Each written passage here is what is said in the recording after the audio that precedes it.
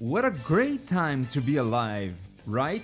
An open world Mario Kart, Metroid Prime 4 running at 120 FPS, and a brand new Donkey Kong game coming later this year. What could possibly go wrong? Well, that's exactly what we are going to talk about in today's video. So if you enjoy honest takes on gaming and want to support the channel, drop a like, subscribe, and let's dive in. Nintendo absolutely nailed their April 2nd presentation. I'll be honest, it was the best Nintendo Direct I've ever seen. From huge announcements to innovative features on the Switch 2, everything looked amazing until we got to that part. When they revealed the price for Mario Kart World after the presentation, my excitement turned into disbelief. Charging 80 USD for the new Mario Kart hit hard, and I must say, harder than a blue shell.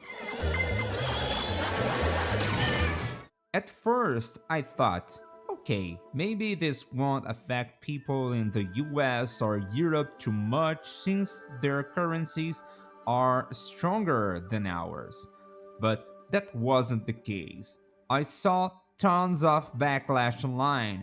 People in Treehouse live chats were spamming, drop the price. And in my Discord servers, even longtime fans were complaining. Look, I get it. Global inflation is real. When the PlayStation 5 came out, 70 USD games became the standard, and no one was really happy about it. But Nintendo? $80 for one game? That's a bold move even for them.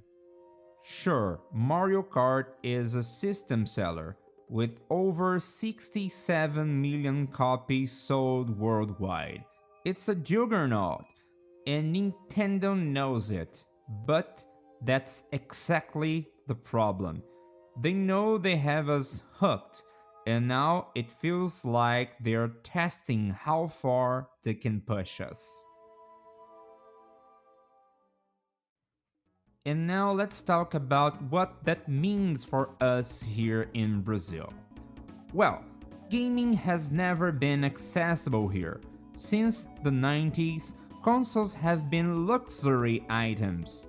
My family wasn't rich, but because we had games at home, people assumed we were.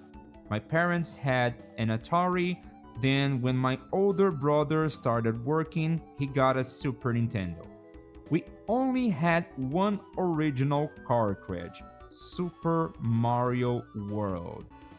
But even the other games being pirated once, that was still a big deal. To put it in perspective, back in 1996, a SNES cost 319 BRL, and the minimum wage was 100 BRL. And since here you're paid monthly, you'd have to work over 3 months to buy one. And a single cartridge, around 116 BRL, more than an entire month's wage. And that's when the piracy kicks in. It became part of our culture, not because we wanted to break the rules, but because we had no other option.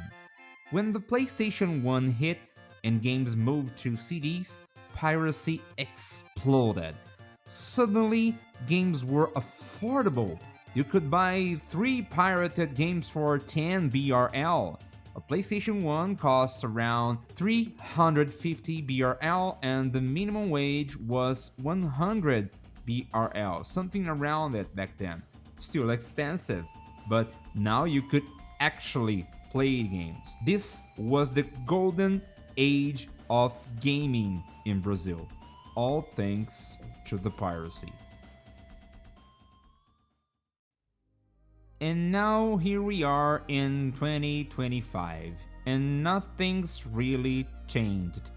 Console gaming is still for the upper classes, especially when it comes about Nintendo, because their games rarely go on sale.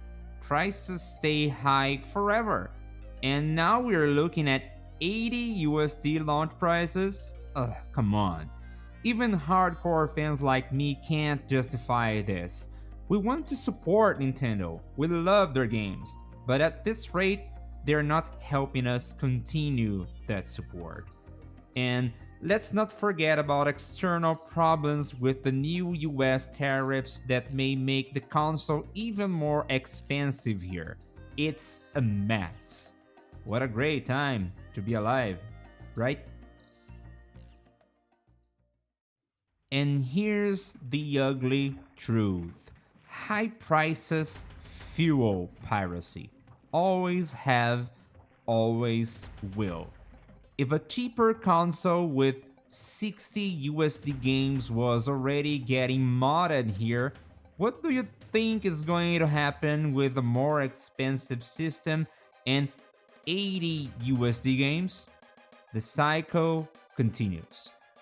Nintendo and other companies lose money in emerging markets, not because people hate them, but because people literally can't afford to buy their products. And if Nintendo doesn't reconsider this pricing model, other companies might follow. GTA 6 at 80 or 90 USD? The next Zelda? Well, you know it's coming. Yes, development is expensive. Yes, inflation is real. But does that justify a $10 increase so soon after the last jump? And more importantly, does that work globally? If game companies truly want to grow, especially in places like Brazil, they need to rethink their marketing strategies. Increasing the prices is not the way. Gaming should be for everyone, not just for those who can afford to burn 80 USD on a single game.